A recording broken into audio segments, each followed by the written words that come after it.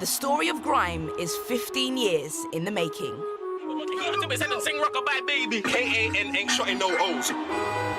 It's the truest form of British music since punk.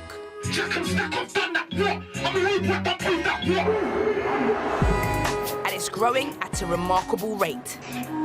Streams and views are in the millions daily. And it's fast becoming one of the UK's biggest cultural exports. I wouldn't be where I am today if I didn't have grime as a platform, and I want to get to the roots of the scene, clashing, the beating heart of grime. Are you learning money? I was earning money, fire and smoke, burning money. I knew that you was gonna say that, fam. I knew, wanna know how I know, cause this fucking arsehole wouldn't said it on his Twitter, that's when I knew. It's you versus your opponent in a war of words. There's nothing else like it. It's essentially like a boxing match, but in a non-violent way. You're swinging left hooks and right jabs with your words. Yo, draw for the tool, go on then, think I'm a fool. Go on then, draw for the mash. Go on then, still wanna clash. Go on then. You're going to war, innit? Like, you're not thinking about nothing else apart from the person that's in front of you and winning. You need to clash in grime. It's part of the culture. Bare boys come on the hype, now MCs talk about me like, yeah. I want to take it back to when grime was hard graft, and I want to put on the ultimate clash and see who's really got that fire in them. You wanna clash a plug, you're not named. Only a fool will believe that, and only a fool will believe a fool. I'm talking no holds barred, Royal Rumble style, anyone can get it clash, because that's not something I've seen, and I'd be gassed to see that. Oi! Originating from the Jamaican sound clash Sting, clashing has become big business, with Red Bull hosting the most famous Culture Clash. 4 crews compete in rounds of genre-bending musical competition.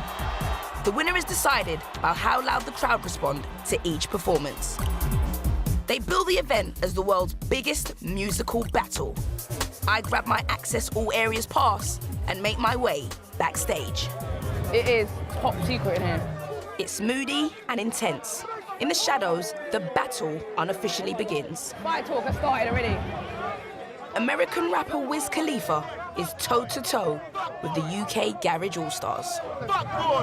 The thin wire mesh barely keeping them apart. Pussy boy! You're a pussy boy! Pussy boy!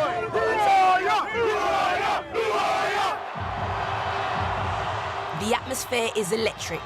On stage, the countdown to the clash has begun.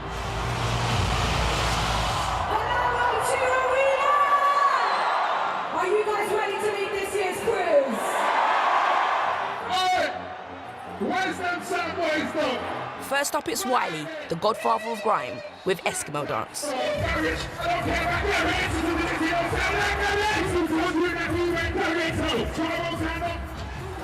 MCs from opposing sounds, grime, dancehall, hip-hop and UK garage, pit their lyrical and musical skill against each other. It's mad! But it's all a bit showbiz. And big budget.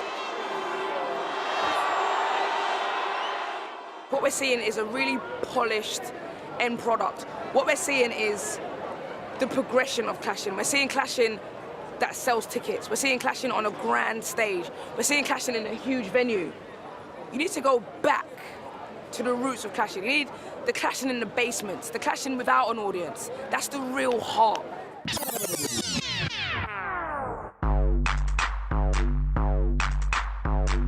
Right now we're in Bowie 3, which is the undisputed home of grime. A home to people like Dizzy Rascal and Wiley. Musical my brain up on the map.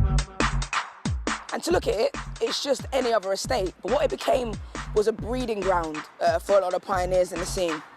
15 years ago, nothing much was expected of the kids around here. I do this on the regular homes, I'm needed like cellular phones, and I could do it on my own, but together that's a hell of a show. Hello, the names get old.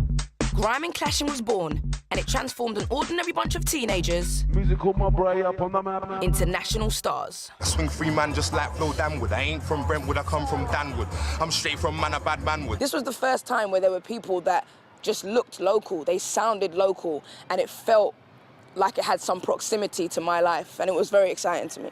Monologues, hyper, Dot's got the viper. Jog along, air your mission, I'm a cipher. When grime came along, it gave me a sense of self because these artists were quite happy in their English accents. Yo from school, yo from college, yo gives brain, yo gives knowledge. They were talking about things that I could see on a daily basis, and it felt very genuine.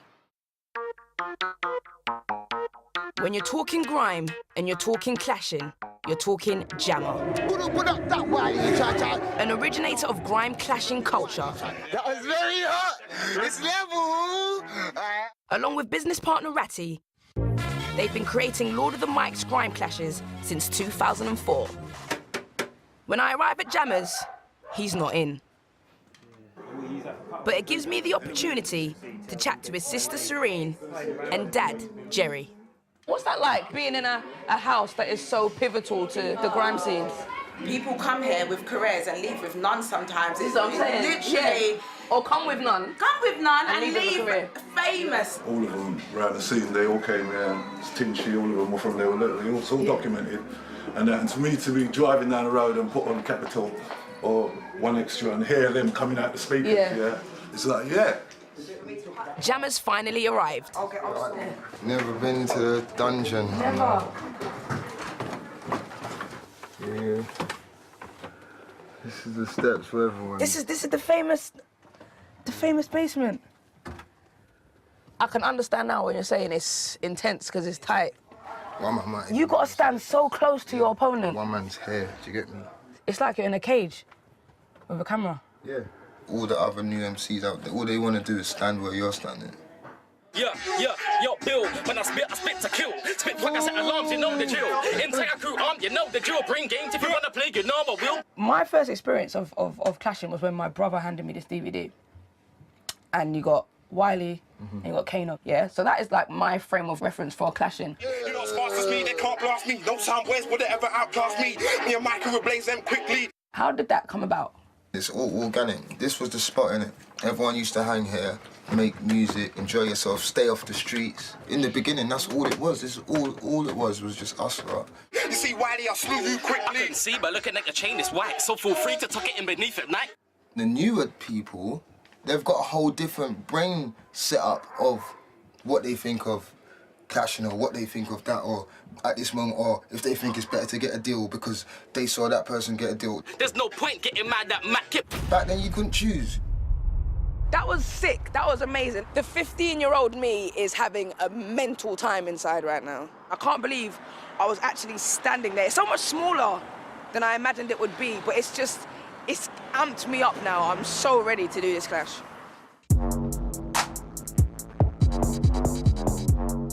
If I'm gonna put on my own clash, I can't do it without a DJ.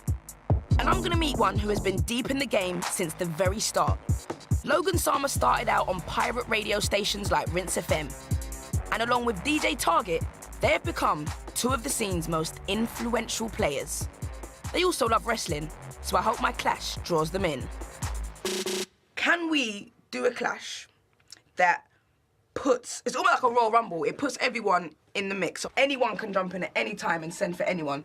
I think you could. It sounds like a WWE pay-per-view. Yeah. So treat it like that. Yeah. If it was me and I was organising it, I'd have guys do like little 16s that you can just put on Insta or whatever. Hulk Hogan, I'm coming for you!